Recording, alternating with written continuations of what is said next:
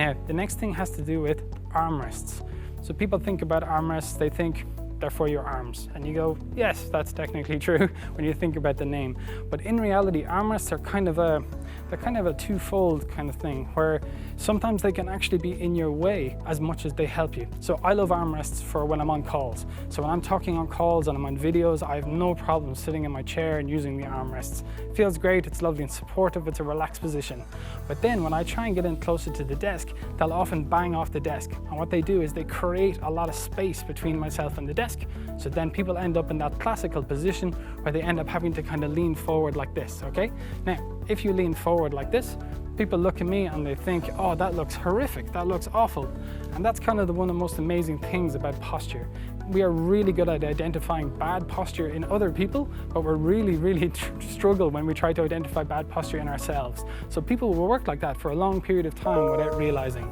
So the idea is, if you're choosing a chair, you need good adjustability in the armrests because you need them for more than one function. So you really need these guys to be able to go in underneath the desk, especially when you bring your chair up to its correct height. So a lot of times people don't understand that a chair actually needs to be at quite a good height. So really sitting on the floor is not a good idea, because what that does is when you sit too low in your chair, it actually creates that kind of slouch slump position in your lower back, which increases the pressure in the lower discs of your spine, which then leads to that kind of discomfort as you're sitting down for too long.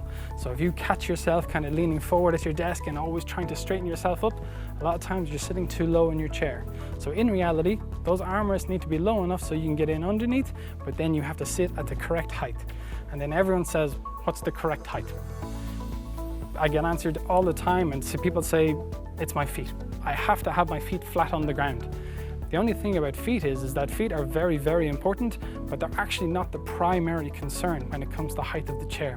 When you're setting up the height of your chair, you really actually want your elbows to be at a 90-degree angle, okay? So you don't want your shoulders up around your ears, and you don't want any kind of adaptations in this area of your body. Because if you have to shove up your shoulders or you have to do something like that, that's just neck pain and neck tension waiting to happen, all right? So having this up 90 degrees, really important. Then just in case, okay? So just in case your feet then don't touch the ground, we don't panic, because what we do is we can bring in something like a footrest to bring in underneath.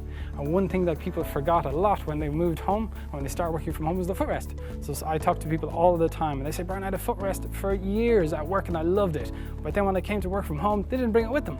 So next thing, all of a sudden, their whole dynamic has changed. So if a footrest is something that you used in the past, it kind of stands to reason that you would need it sometime in the future.